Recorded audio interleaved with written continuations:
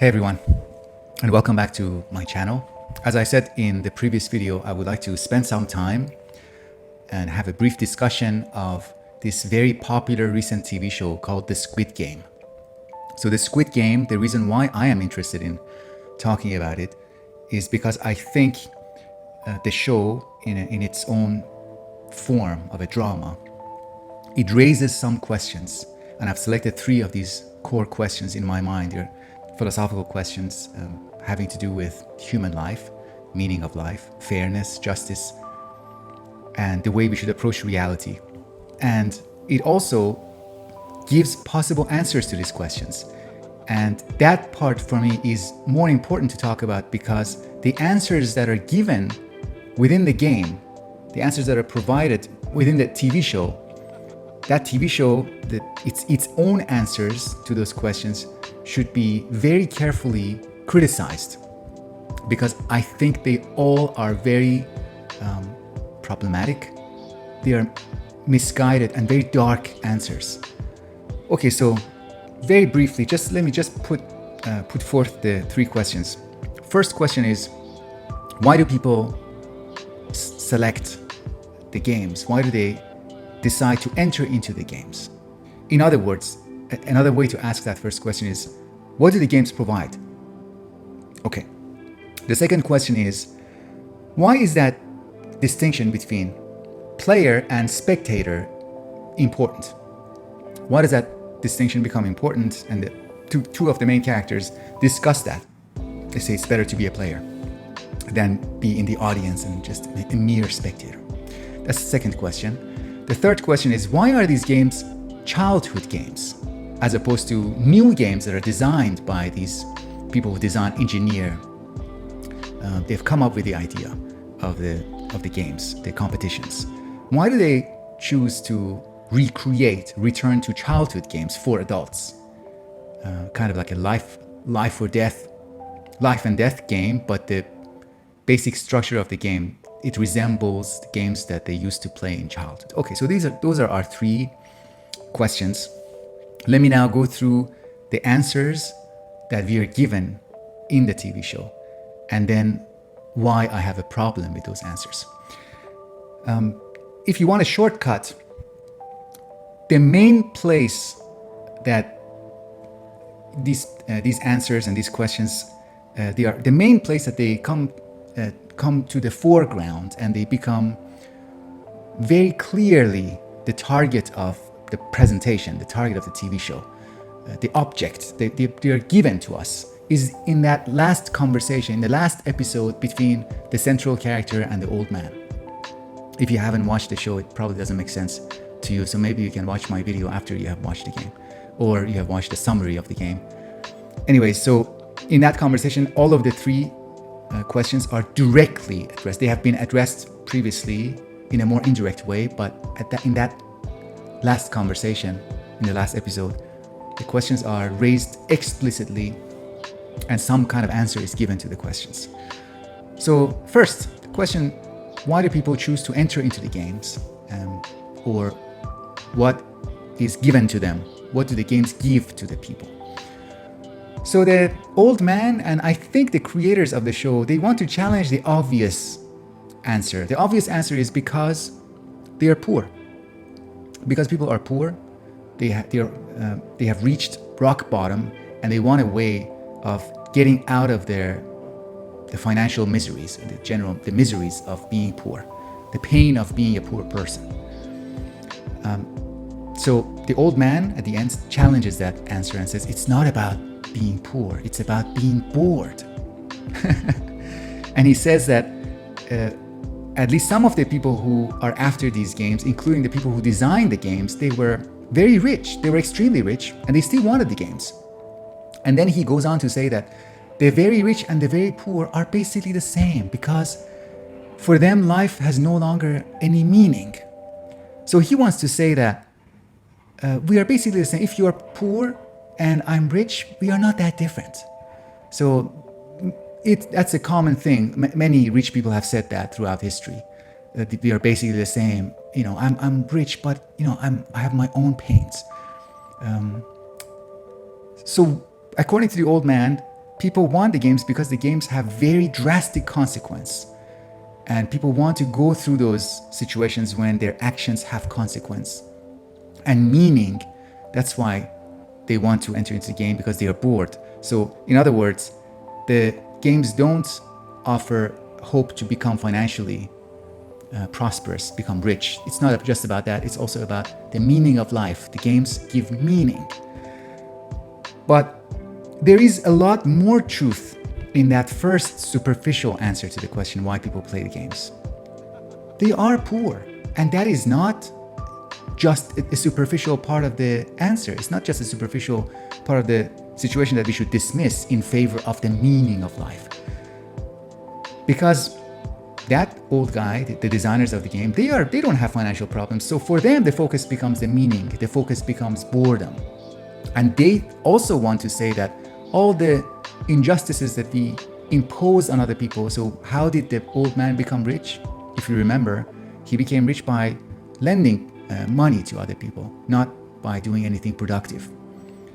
So he kind of wants to justify himself, to redeem himself, his own image in his mind. Say, oh, it doesn't matter that I'm rich. It doesn't matter that I lived an unfair life in relation to my fellow human beings.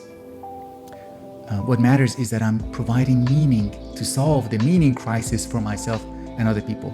And we should really push back against that and say, no, you are you're an asshole.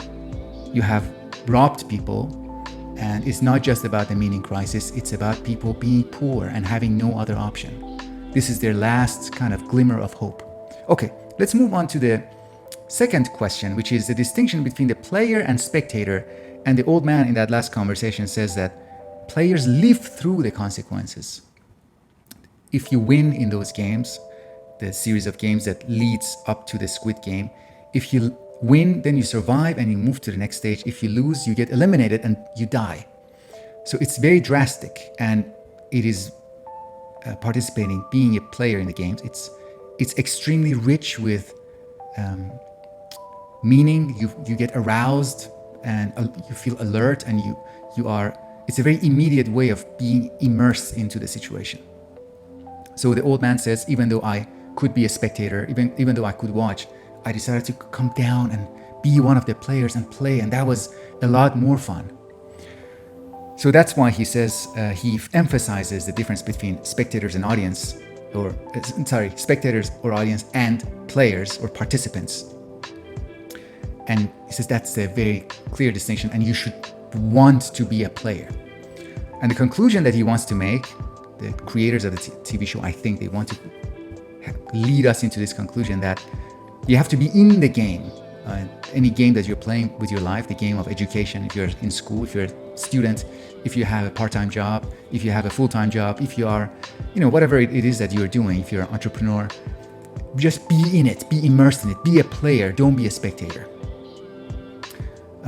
But again, so this is the answer, that the distinction is important because you have to be a player.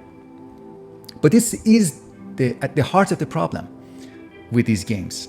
The heart of the problem, the core problem with these games is that the participants, when they enter into the game, their humanity is taken away from them. They are stripped off of their humanity, and they become only players in the game. They are nothing but players in the game. That's why when they lose, there's nothing left. They have to die. According to that way of viewing them, if you lose in a game, and if your existence only has meaning within the framework of that game, then you're literally eliminated. The way humans play games is that, yes, they enter into the game, but they also recognize that they are humans, and the humanity is always beyond. There's something that remains beyond the game, and that is the personhood, the humanity, and they should acknowledge that. That's why if you win in the game, it shouldn't say a lot about who you are as a person. If you lose in a game, you shouldn't let it say a lot about, you shouldn't draw implications about who you are as a person. You should keep your humanity on the margins of the game. You should keep yourself, keep your image, your identity as a person beyond the game. And that's exactly what they don't do in the games, the Squid Games. They reduce the humanity of the players, and they give them only the status of players who have numbers and no other identity. They shouldn't be named, they shouldn't use their names in the games, and so forth. So I'll repeat that. The correct attitude should be to acknowledge the player's humanity, which transcends the game, which goes beyond the game. No matter how immersed we get in the games, at the margins of the game should remain the players or our humanity, the fact that we are more than the players in the game. What is wrong about the games in the show is that they totalize the being of the players. Losing a game, therefore, means death, which is a way of saying that you are only a player in these games and nothing more. The games are totalizing or ultimizing. In other words, they are religious. I mean, the worst way of turning into the worst attribute of religion is that it can totalize and take away a person's humanity in that way. Of course, religion traditionally has been also a force for keeping the person's humanity, their mystery, the thing that is beyond the participations, cultural participations, but this is the dark side of religion. Okay, the third question. Connection to childhood. Why are these games childhood games? Why aren't they designed from scratch? Now, I think that these games, and this is confirmed in that last dialogue that I mentioned between the old man and the central character, these are childhood games because they represent a desire to return to childhood, to regress, return, go back, and in that sense, they reflect a desire to escape the present reality. So the wish to go back to childhood, the wish to go back to the golden age in a person's life is covering a death wish. So it is the same coin. One side of the coin is a desire to regress, to go back to the golden age. But that desire, because it keeps the person from confronting reality, from living in the present moment, and only the present moment is our life. Only it is in the present here and now that we can live. The past is gone. That is why this desire to go back is a desire against life. In other words, it is a death wish, because life is in the present.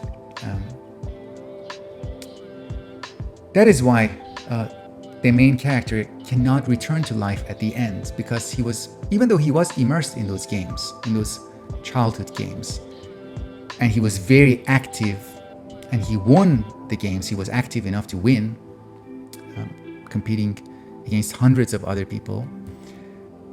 He wasn't active in the real world. He wasn't active in reality, in the present.